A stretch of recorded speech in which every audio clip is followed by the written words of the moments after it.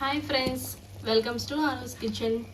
ఎలా ఉన్నారు ఫ్రెండ్స్? నేనైతే బాగున్నాను, మీరందరూ కూడా బాగుండాలని కోరుకుంటున్నాను. ఫ్రెండ్స్, ఇవాళ మా ఇంట్లో స్పెషల్ వచ్చేసి నెల్లూరు వారి పప్పుల్స్ అండి. కందిపప్పు పప్పుల్స్. ఇది టేస్ట్ అయితే చాలా బాగుంటుంది. ఇది మీకు ఎలా చేయాలో తయారీ విధానంలోకి వచ్చేద్దాము. అందులో నేను కాంబినేషన్గా ఆమ్లెట్ కూడా చేస్తున్నాను. ఇదైతే టేస్ట్ చాలా బాగుంటుంది. ఇది ఎలా చేయాలో తయారీ విధానంలోకి వెళ్ళిపోదాం పదండి. ముందుగా కూర అటికి తీసుకొని ఈ గ్లాస్తో 1.5 గ్లాస్ వరకు కందిపప్పు వేసుకుంటున్నాను ఫ్రెండ్స్. పెసరపప్పు కూడా వేసుకోవచ్చు, ఏదైనా మన ఇష్టం, రెండింటితో చేసుకోవచ్చు అండి పప్పుల్స్ అనేది. నేనైతే 1.5 గ్లాస్ వరకు కందిపప్పు వేసుకున్నాను. ఇప్పుడు దీన్ని బాగా నీట్గా ఒక 2-3 సార్లు వరకు బాగా నీట్గా కడుక్కుందాం ఫ్రెండ్స్.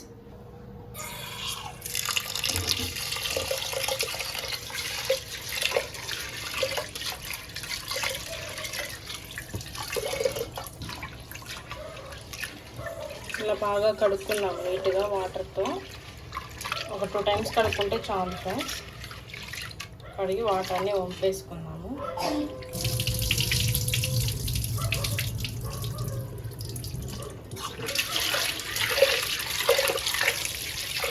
చూసారు కదా ఫ్రెండ్స్, కందిపప్పును అయితే నేను నీట్గా ఇలా కడిగి పెట్టేసుకొని కొంచెం వాటర్ పోసుకొని సొగటి వరకు బాగా వాటర్ పోసుకొని ఇలా గ్యాస్ వెలిగించుకొని పొయ్యి మీద పెట్టేసుకుంటున్నాను. ఇది బాగా ఉడకాలి ఫ్రెండ్స్. కందిపప్పు కొంచెం లేట్ అవుతుంది ఉడకడము, బాగా ఉడకాలి. పైగా నేను ఇంతకుముందు అయితే పప్పుల్స్ అయినా ఏదైనా సాంబార్కైనా కుక్కర్ వాడేదాన్ని. ఇప్పుడు భయం వేస్తుంది కుక్కర్లు పేలుతున్నాయని. ఇంకా నేను మట్టి పాత్రలు యూజ్ చేద్దాం అనుకుంటున్నాను ఫ్రెండ్స్. ఈ కందిపప్పు ఉడికేలోపు మనము టమాటా, పచ్చిమిర్చి అవి కట్ చేసుకుందాము. నేనైతే మీడియం సైజులో ఉన్న 3 టమాటాలు తీసుకున్నాను. ఒక ఆనియన్, ఒక 10-12 వరకు మేము పచ్చిమిర్చి తీసుకున్నాము. ఇవన్నీ కట్ చేసి పెట్టుకున్నాం ఫ్రెండ్స్. ఈ కందిపప్పు ఉడికేలోపు చూసారు కదా ఫ్రెండ్స్, పప్పు ఒక 50% వరకు ఉడికింది. ఇప్పుడు నేను ముందుగా చెప్పాను కదండి, టమాటా, ఆనియన్, పచ్చిమిర్చి అన్నీ ఇందులో వేసేద్దాము. ఇప్పుడు బాగా ఉడకనిద్దాము. కొంచెం బాగా ఉడికితే అప్పుడు మనం దీన్ని వెనుపుకోవచ్చు. ఇప్పుడైతే ఇది మొత్తం 50% కదండి కందిపప్పు ఉడికింది. బాగా 100% వరకు బాగా ఉడికిపోవాలి ఇందులోనే. ఈ టైంలోనే కొంచెం పసుపు కూడా వేసుకుందాము. బాగా ఉడకనిద్దాం ఫ్రెండ్స్. ఒక 10 మినిట్స్ వరకు పడుతుంది, తర్వాత చూద్దాము. ఫ్రెండ్స్ చూసారు కదండి, ఇప్పుడు ఒక 60% వరకు ఉడికింది. ఈ టైంలోనే మనం ఇందులో చింతపండు వేసుకున్నాము. ఒక నిమ్మకాయ సైజ్ అంత చింతపండుని ముందుగానే కడిగి పెట్టుకున్నానండి. దీన్ని వేసేద్దాము. ఇది ఇంక ఇప్పుడంతా బాగా ఉడకాలి. బాగా ఉడికిన తర్వాత చూద్దాం ఫ్రెండ్స్. చూసారు కదా ఫ్రెండ్స్, మన పప్పు అయితే బాగా ఉడికిపోయింది. నీరంతా బాగా ఇంకి బాగా ఉడికిపోయింది. ఇప్పుడే ఇందులో దీన్ని కల్లుప్పు కూడా వేసేసుకుందాము. కల్లుప్పు వేసుకోవడం వల్ల కూర టేస్ట్ ఉంటుంది. పైగా పప్పు మనం ఎనిపేటప్పుడు తొందరగా కూడా మెదుగుతుంది ఫ్రెండ్స్. ఇప్పుడైతే దీన్ని మనం ఎనిపేసుకుందాము. దీన్ని ఇలా ముద్దకాంత పెట్టుకుని బాగా వెనిపేసుకుందాం ఫ్రెండ్స్. కూర అటికిలో తొందరగా మనకు మెదిగిపోతుంది,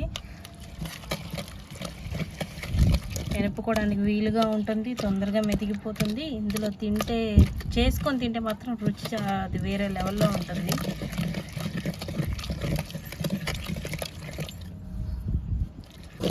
చూసారు కదా ఫ్రెండ్స్, బాగా మెత్తగా ఎనిగిపోయింది. ఈ అటికలో అయితే తొందరగా బాగా మెదిగిపోతుంది, ఎనుపుకోవడానికి కూడా బాగా వీలుగా వాటంగా ఉంది. ఓకే ఫ్రెండ్స్, ఇదైతే బాగా మెదిగిపోయింది. ఇప్పుడు దీనికి తాలింపు పెట్టేసుకుందాము ఫ్రెండ్స్. ఇలా బాండీ పెట్టుకొని ఇప్పుడు తాలింపు వేసుకుందాము. నేనైతే ఒక 4 టేబుల్ స్పూన్స్ వరకు ఆయిల్ వేసుకున్నాను. అందులో ఇవి ఉప్పుమిరపకాయలండి. మా నెల్లూరు సైడ్ వీటిని భలే తింటారు. ఈ పప్పుల్స్లోకి నంచుకుంటే చాలా బాగుంటుంది టేస్ట్, అందుకని చెప్పి ఇవి వేసుకుంటున్నాము. పప్పుల్స్లో కూడా వేసుకుంటారు, కానీ మేము సైడ్ డిష్గా నంచుకుంటాం, బాగుంటుంది. నాకు మా వారికి ఉప్పుమిరపకాయలు అంటే చాలా బాగా ఇష్టం అండి.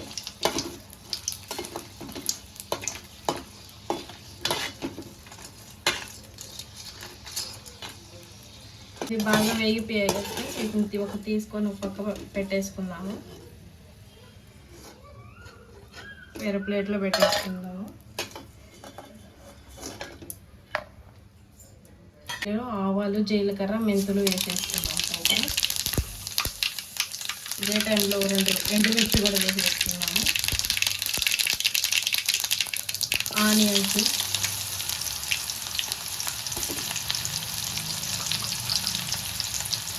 బాగా వేపుకున్నామండి. ఇప్పుడు కరివేపాకు కూడా కొంచెం వేసేసుకున్నాము.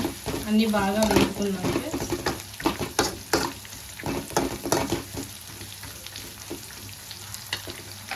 ఫ్రెండ్స్ దీన్ని బాగా స్మాష్ చేసి పక్కన పెట్టేసుకున్నాం కదా, దీంట్లో ఇప్పుడు తగిన వాటర్ అయితే పోసుకుందాం. ఫ్రెండ్స్ నేనైతే వేడి నీళ్ళు పోస్తాను.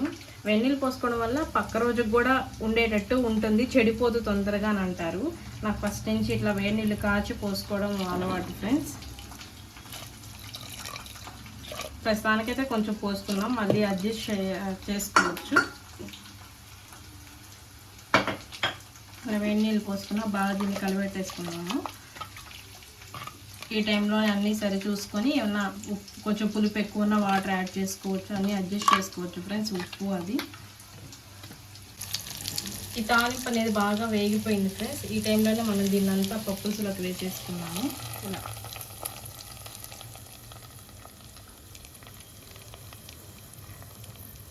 వేసుకొని బాగా కలుపుకున్నాము. సరే ఫ్రెండ్స్ తాలింపు అయితే దీన్ని వేసేసుకున్నాము ఇందులో. ఇది కొంచెం సేపు ఉడకనిద్దాము.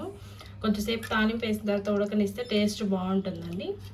కొంచెం సేపు ఒక 2-3 మినిట్స్ పాటు ఉడకనిద్దాం దీన్ని.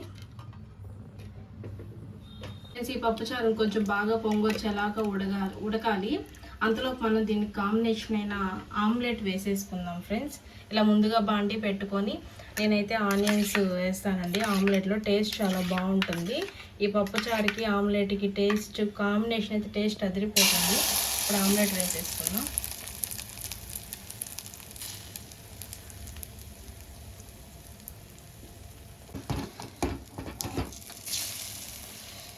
ఆమ్లెట్లో నేనైతే మిరియాల పొడి, కారం చాలా తక్కువ వేసుకుంటాను, మిరియాల పొడి వాడతాం ఫ్రెండ్స్, టేస్ట్ బాగుంటుందని. పచ్చి ఆనియన్సే వేస్తాము. ఇవి తినేటప్పుడు పంటి కింద నలుగుతూ బాగుంటాయి టేస్ట్.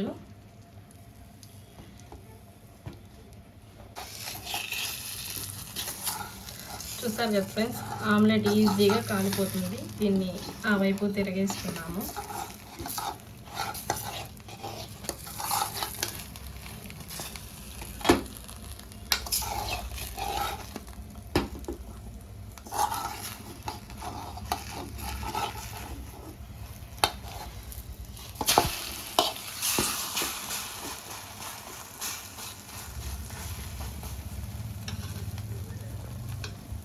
చూసారు కదా ఫ్రెండ్స్, పప్పు అయితే బాగా ఉడికిపోయింది. ఇప్పుడు ఫైనల్గా దీంట్లో కొత్తిమీర వేసేసుకున్నాము.